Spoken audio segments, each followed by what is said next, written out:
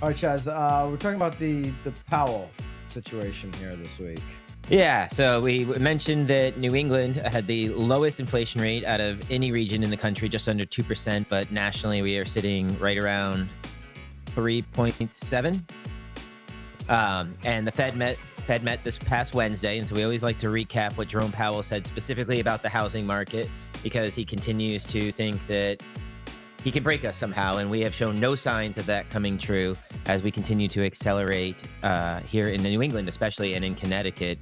Median sales prices have gone up consistently, and inventory has stayed low for the last 15 months. West South Central area of the country, which would include Texas, had headline annual rate fall to 2.2%. Houston, in particular, the state's biggest city, saw headline inflation drop to 1.7% from a peak above 10% last year. The West North Central region, which includes Kansas and Nebraska, has annual rates fall to 2.3%. So this headline inflation, which is basically CPI inflation, remains stickiest in the South Atlantic area. That doesn't surprise me. They saw the biggest boom from 2020, 2021. Yeah. More demand. Yeah, right. So more demand. So Southeast is 3.8%. And then the mountain states, which also saw big demand, 3.7%. Think about Nevada, Utah. Utah is a hot market. I'm sure it's hot temperature-wise. I don't really know what temperature is, but it's a hot migration market. Utah. Also Colorado. Denver, Colorado is the hottest city for ages 25 to 34-year-olds to move to. Because, you could do anything. It's like you live in the Denver area. Oh, I want to snowboard today. Oh, I want to go to a lake and, go out on the water skis. Within an hour, you're anywhere you want to go. Yeah, you can avoid work in a lot of different ways in Denver. And it's the hotbed for 25 to 34-year-olds for sure. So that's what's going on with inflation broken down by region. Jerome Powell, obviously, this week, again, raised the federal interest rate target to 5.25 to 5.5. It's the largest, spot we've been at in 22 years. For the federal interest rates, very restrictive.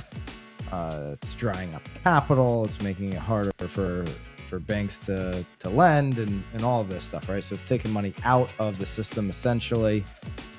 He did a 55-minute news conference on Wednesday where he had prepared statements at the beginning, and then he does the majority of it, I'd say almost 50 minutes of it, is a question and answer segment. Some of the highlights here. He only spoke about housing 3 different times, okay? So first mention of housing came in 6 minutes into his prepared statements. Recent indicators suggest that economic activity has been expanding at a moderate pace, says Powell. Growth in consumer spending appears to have slowed from earlier in the year, although activity in the housing sector has picked up somewhat. It remains well below levels of a year ago, largely reflecting these higher mortgage rates. And higher interest rates and slower output growth also appear to be weighing on business fixed investment.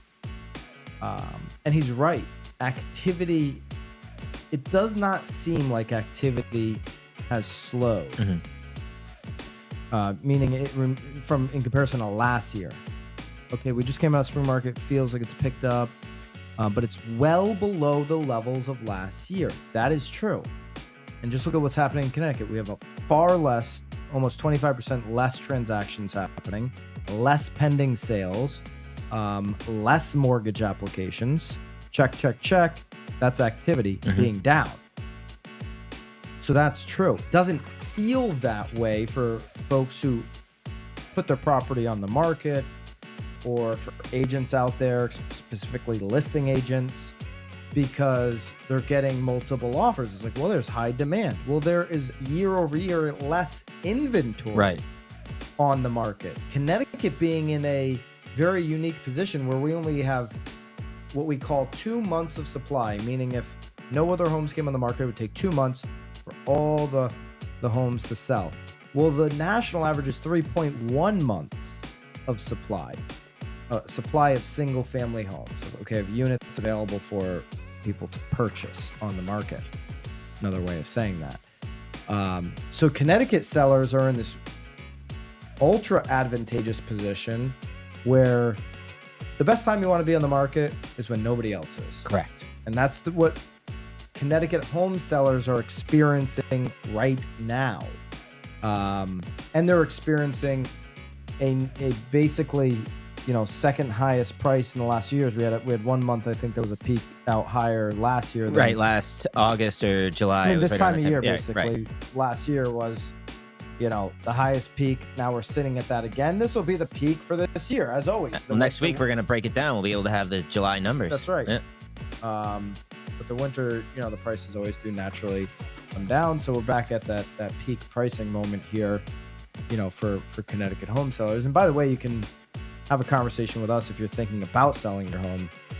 So shoot an email over to Byron at oneteamct.com or Chaz at oneteamct.com, or both of us, and we'll set up time to have a personal discussion with you over the phone, over Zoom, in person, whatever you want to do about your home selling needs. But so Powell's right when he says that is the ultimate point here, that activity is well below last year because of the 7% interest rate. Let me ask you this. If interest rates would have stayed, let's say they even went up from 2.5, let's say they went up to 4. Do you think we would have seen that much more inventory come on the market and we wouldn't be in a similar position we are? But because we still have all of that pent up buyer demand. If we saw 4% interest rates, we would continue to see prices rip up. Prices would have gotten out of control. But do you think the inventory would have caught up at all? No, because there's so much pent up demand that's on the sidelines. So what he's saying is, yes, we are lower than a year ago, but interest rates aren't the only factor, because even if we would have kept rates low, we still wouldn't have been caught up to 2020 where we need to be. Because for the last 10, 15 years, we weren't building at the level we need to be building at in this country. We're 2 to 7 million homes short across the U.S., depending on who you listen to. Zillow's right at about 4.5 million, affordable single-family homes short to meet demand. It's because we stopped building after the real estate bubble burst in 2008. We just basically stopped building to the level that we needed to build at. And so you've got 15 years now of building under where we need to be at, right? So that's why we wouldn't have inventory up even at 4%. You'll unlock some inventory if rates come back down to 5, because those people who've just been waiting, who don't want to move based on their interest rate, might move. I don't see 5% happening anytime this year. Obviously, that doesn't. We're sitting up over 7. That doesn't seem like it's a possibility. But the next time he mentioned the housing market was actually 3 minutes later. It was at the 9-minute mark, still during his prepared statements, just before he started question and answers. He said, with today's action, we've raised our policy rate by 5.25 percentage points since early last year. Okay, so 525 basis point hike since early last year. Most we've seen in this short period of time. We have been seeing the effects of our policy tightening on demand in the most interest rate sensitive sectors of the economy, particularly housing and investment. It will take time, however, for the full effects of our ongoing monetary restraint to be realized, especially on inflation. So what he's saying there is, when you start these restrictive policies on the federal interest rate and you jack them up this quickly, first things that go are, the housing market takes a hit, and the stock market. Right. They're very interest rate sensitive, and particularly investing in like a tech company or something like that, right? Where you've got capital investments. You've got venture capitalists investing in these types of companies. Those are the two things that take a monster hit. Okay, but what he's saying is, now over time you're going to see the full effects of our ongoing monetary restraint become realized.